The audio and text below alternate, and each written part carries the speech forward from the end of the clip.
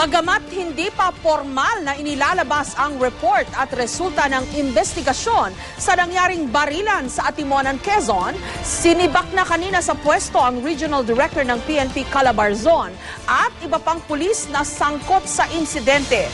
Nasa National Bureau of Investigation o NBI na ang mga ebidensya, pati na ang report ng PNP Fact-Finding Team. Pero maingat pa rin ang mga otoridad sa pagbigay ng conclusions at recommendations. Ayaw pa rin nilang sabihin kung ang nangyari ba ay isang shootout o rob out. Live mula sa Camp Crame, may report si Ruth Cabal. Ruth? Jessica, formal nang ang tinurn over ng Department of Interior and Local Government sa NBI ang report ng fact-finding team nito tungkol dito sa sinasabing shootout sa Atimonan, Quezon. Pero sa ngayon, hindi pa raw muna nila isa sa publiko ang laman ng nasabing report. Sa press conference kanina, pambungad ni DILG Secretary Mar Rojas ang pagtugon sa mga di-umanay report na hindi raw nakikipagtulungan ang mga opisyal at tauhan ng PNP sa investigasyon na sinasagawa nila tungkol sa di-umanay shootout sa Atimonan, Quezon, kung saan sangkot ang mahigit 40 taga-PNP at AFP.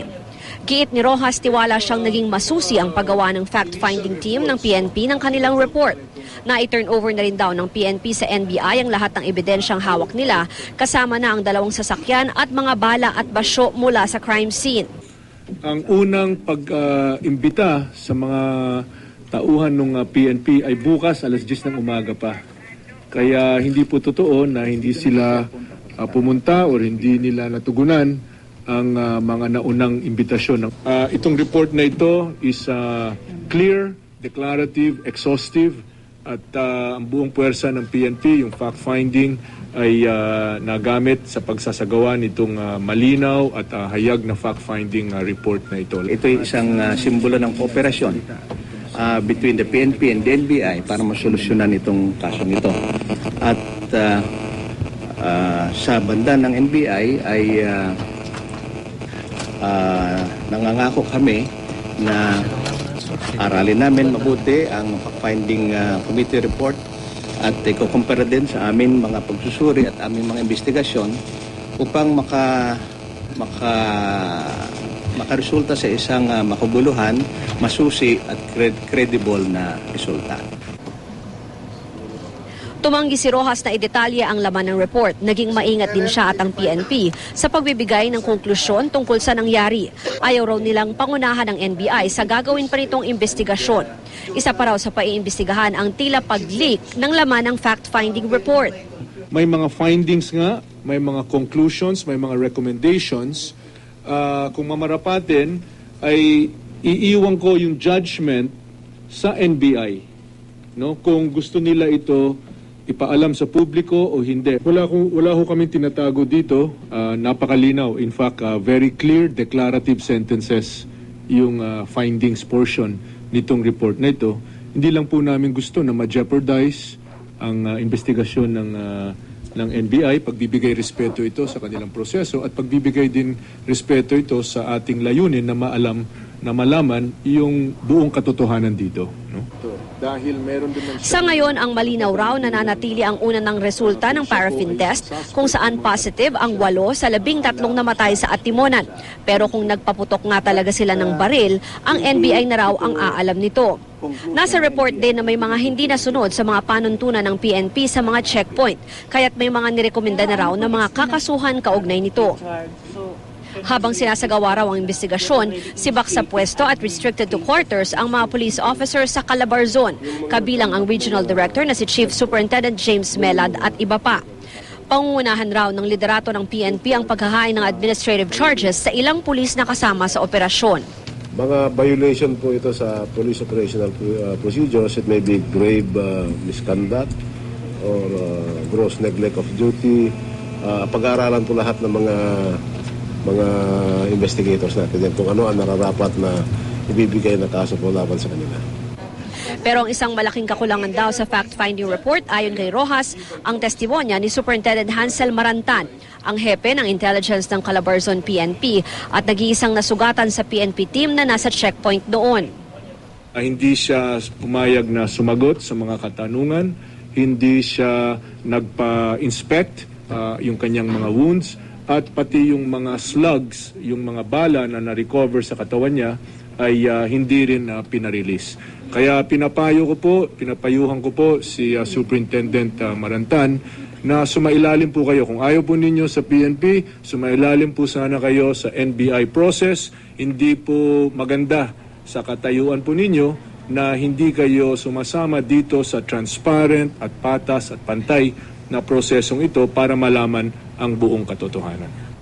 Jessica, pati raw ang Pangulong Aquino at maging ang Commission on Human Rights ay may kopya na rin itong nasabing report at ang Armed Forces of the Philippines ay meron daw sarili nilang report na naisumitin na rin daw sa Malacanang. Jessica. Okay, although Ruth, no, magandang pakinggan dun sa part ng NBI Director na si Director Rojas na sinasabi niya na it's okay na may report na ganito from the PNP. They will compare daw with the results of their own investigation sa NBI. Parang hindi kaya ito counterproductive na supposedly kaya nga may investigation ng NBI dahil ayaw ng DOJ na PNP mismo ang magsagawa ng investigasyon dahil involved dito mga PNP versus PNP and yet here comes the PNP now with their own fact-finding report. Parang kasi malakas din yung alingas-ngas na parang deliberate daw yung pag-leak dito sa results ng kanilang fact-finding investigation to save face dahil nga nakakahiya, malaking bukol itong nangyaring ito sa PNP na sila mismo nagpapatayan, di ba? Jessica, ang sinasabi naman ng NBI kanina, no, hindi naman nila tinatanggap na as is na itong report na to. Ang sinabi ni Director Rojas ay pag-aaralan daw nila yung nilalaman ng report. At on the part of the PNP fact-finding team, sinasabi nila na fact-finding lang naman ito to establish the facts. At ang promise ng NBI ay talagang bubusisiin nila ito at ipapatawag nila lahat ng mga taong involved dito para magbigay ng kanilang formal statements tungkol dito sa mga pangyayari. Jessica. Okay, pero may value ba ito sa NBI? Hindi ba mas maganda that they start from scratch? Kasi nga PNP mismo ang involved dito Sila mismo nagbarilan and yet sila rin ang nag-imbestiga sa kanilang mga sarili. Jessica, kung nakita natin kanina doon sa press conference, wala naman talagang binibigay na definite statement itong NBI kung paano nga nila tinatanggap itong report ng PNP. Ang sinasabi nga nila, it is very premature daw to make any statements at this point, whether rub out or shoot out nga ang nangyari. Kaya ang sinabi nila ay bigyan daw sila ng pagkakataon na magkaroon nga nung sarili nilang investigation. At sinasabi rin naman ng PNP at maging itong si Secretary Rojas ay kinikilala raw nila na the final decision or the final ruling on this issue will depend dun sa kalalabasan na investigasyon ng NBI at kung ano man yung irerekomenda nila na charges na dapat isampa, Jessica. Okay, kasi ang alingas-ngas kahapon gusto nang unahan ng PNP yung kasi mukhang ang pinatutunguhan ng investigasyon ng NBI hindi nga kapanipaniwala yung shootout. So parang ang alingas-ngas kahapon uunahan na ng PNP kaya mukhang deliberate daw yung pag-leak sa media nitong kanilang fact-finding investigation. And then now, here comes Secretary Rojas saying pati yung pag-leak ay iimbestigahan. I mean, a lot of things don't wash, ika nga. Jessica, tama. Kaya dapat rin daw na masusiring bantayan yung gagawin ng investigation nga nitong NBI. And also, in fairness naman to doon sa PNP, ay binigyan din naman daw nila ng kopya ang Commission on Human Rights nitong kanilang report na siguro isang ahensya rin yan na pwedeng tumingin doon sa ginawang investigasyon nitong PNP, Jessica. Okay, at ang mas nakakabagabag dito, Ruth, no? Although, syempre may investigation na, all of this forensic analysis, etc., investigation. Ang kailangan tumbukin dito. Ano ang motibo? Bakit nagbarilan yung mga dalawang mga units ba ito ng PNP? Sila mismo nagbarilan sa isa pang PNP checkpoint.